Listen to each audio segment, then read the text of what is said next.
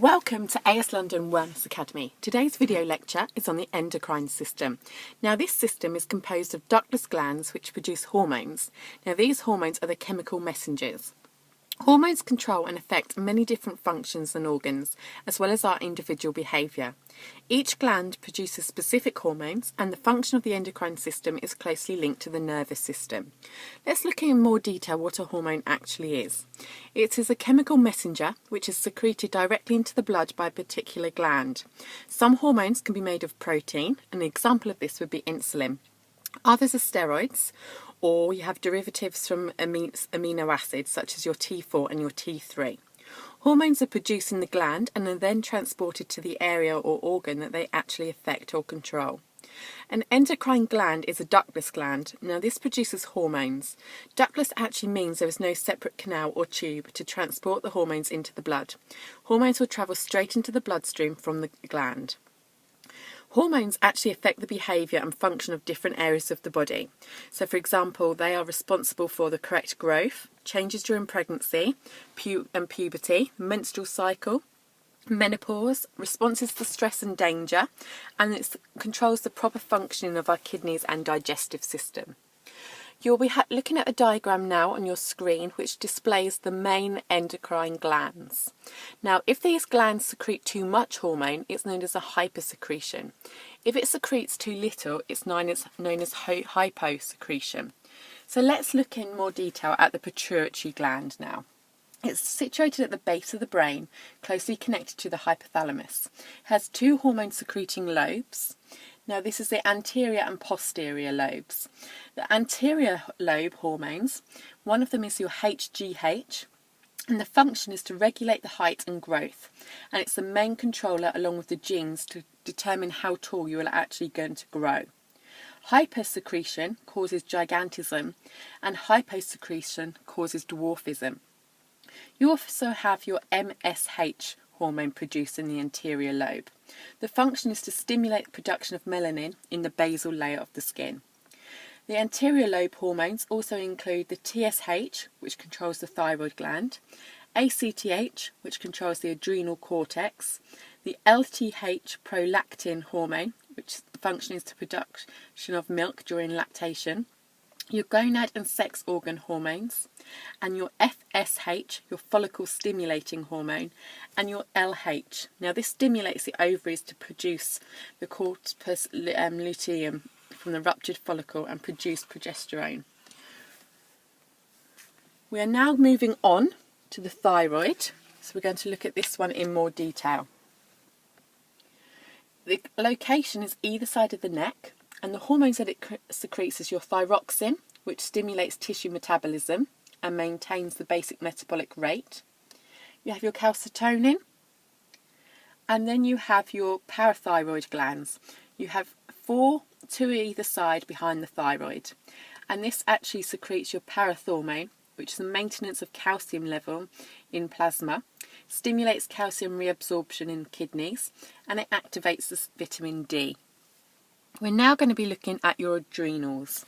Now you have one on top of each kidney and it's split into two parts. You have your adrenal cortex and your adrenal medulla. So let's look at your adrenal cortex first. It actually releases steroids. The function is to regulate the salts in the body, especially sodium chloride and potassium.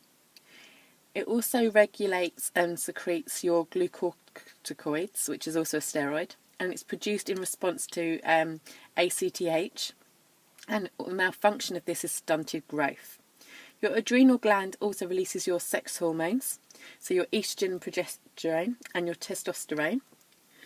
And now we're going to look at your adrenal medulla. The function is to support the sympathetic nervous system, and the hormones is your adrenaline and noradrenaline. And its function is often known as the stress hormones. They prepare the body for the fight or flight by speeding up the heart rate and slowing down the digestive and urinary systems, increases blood pressure and blood sugar level. Adrenaline is a powerful vasoconstrictor, so what it actually does, it constricts the blood vessels in order to increase the blood pressure. Now we're looking at your pancreas. It's behind and slightly below the stomach, between the duodenum and spleen, and it's connected to the duodenum by your pancreatic duct. The hormones that it secretes is your insulin and your glycogen. So the first thing we're going to be looking at is the function. Now the function is that it helps glucose enter the cells, regulating your blood sugar levels. And then the next gland, the endocrine gland we are looking at, are your ovaries. Now these are either side of the uterus, and the hormones that secrete is your estrogen and progesterone. The function is that it's responsible for female sexual characteristics such as breast growth, widening of hips, pubic and axillary hair growth.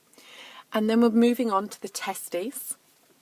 Now the testes location is within the scrotum, behind the penis, and the hormone release is your testosterone.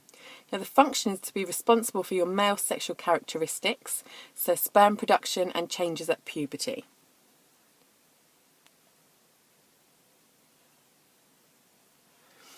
We are now going to be looking at the role of sex hormones. So puberty is at the age where the internal reproductive organs in boys and girls reach maturity.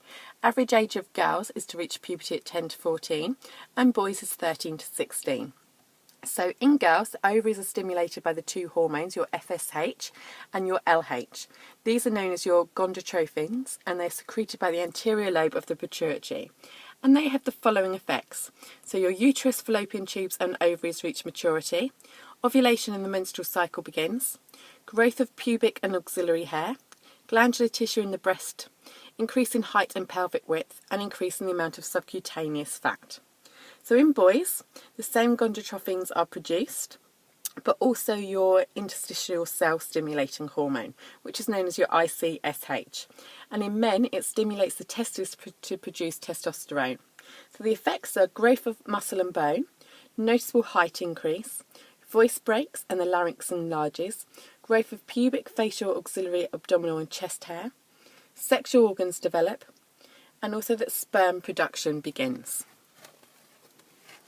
We are now going to be looking at the menstrual cycle in a bit more detail. So actually the menstrual cycle is in 3 stages. We have the first stage, second phase and the third phase. So your first phase lasts for approximately 5 days. Second phase looks at approximately 7 days.